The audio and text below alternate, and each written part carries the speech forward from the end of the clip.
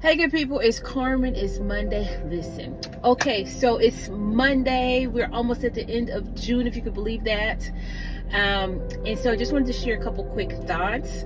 Back in the day when I was I used to be a youth pastor in DC and then the children's pastor in Seattle. But when I was in Seattle, we would, obviously work on Sundays all day, doing ministry, and then on Mondays we would have a Sabbath day, as far as we would take off out of the office and we would just kind of woosah, restock, and then come back into the office on Tuesday. Having said that, I kind of am in the habit of processing a lot on Mondays. And so just was in my thoughts today with everything going on in the world, and just in my times of prayer and praying for people. And today I just was, trying to pray for military families with some of the things that kind of I'm sensing in prayer and stuff like that. But anyway, it brought me to this thought, okay? Because you may not know, but I have a historical background, and so my mind goes to many different places when I hear stuff.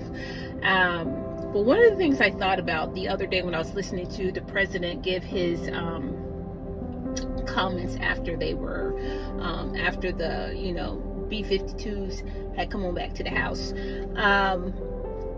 was the grandeur with which he was making statements about our military. Now, you may have known that the Army just celebrated their 250th anniversary, so there was this big parade of our military prowess, which Americans normally don't do that. Like, we don't do that. You'll see North Korea do that. You see some other countries do that, just kind of, gun show it, kind of, they're doing the gun show and kind of showing you our military prowess. They call that militarism, where you just are kind of building up your military. You're showing your military power, like literally showing it, right? Some of that's intimidation tactics, some of that's just grandeur. But anyway, the United States normally does not do that, but we did it on this year for this occasion, okay?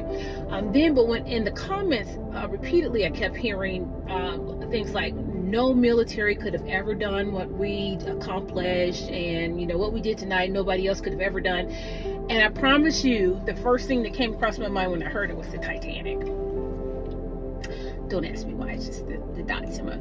Okay, the first thing I thought of was in my mind was the Titanic, because if you know anything about the Titanic, it was this extremely grand, never before done liner where they had people were just in marvel about it, and it was just like, oh my gosh. And the people who were creating it, there's a lot of scandal behind the Titanic that I can't get into right now, a lot of scandal and controversy, and even some conspiracy theories behind the Titanic and who was actually on the Titanic when it went down, but that's to the side. But the thing about it that I want to point out is that the people who created the Titanic, and when they begin to speak about it, one of the quotes that stands out above every quote is when they said, even God himself could not sink the Titanic. Baby. Some things you just don't say, right? And so it just made me think of, and that the way he was saying, the posturing reminded me of that. And I understand some military tactics and strategies where you never want to show weakness. You never want your opponent to think that they outweigh you or they're stronger than you, or there's a gap or opening or anything like that, right? You never want to give that illusion to any of them. And at the same time, there's a front where you don't also want to, on a spiritual level, come off arrogant, proud, and unstoppable or undefeatable, and not humble in the eyes of God. When our nation, was founded under the principles of, under God, our one nation under God, right? Whether or not we're still there is debatable, but that's just what it made me think of. And so I say all that to say this. We really have to get to a point of humility across the board, because what happens is anybody that is operating in a high degree of arrogance, pride, spiritually speaking, pride can be related to Leviathan in the Bible, which is also symbolically listed as like a crocodile, and a crocodile will clamp you. It'll hide in that water. You won't see it coming. It'll clamp on you, snatch you down, pull you into its environment, and take you out, baby, down and out. Okay, and it's quick and hot. And so pride is like that as well, where, you puffed up, you think you okay on the shore, you don't see nothing coming, and then boom. And so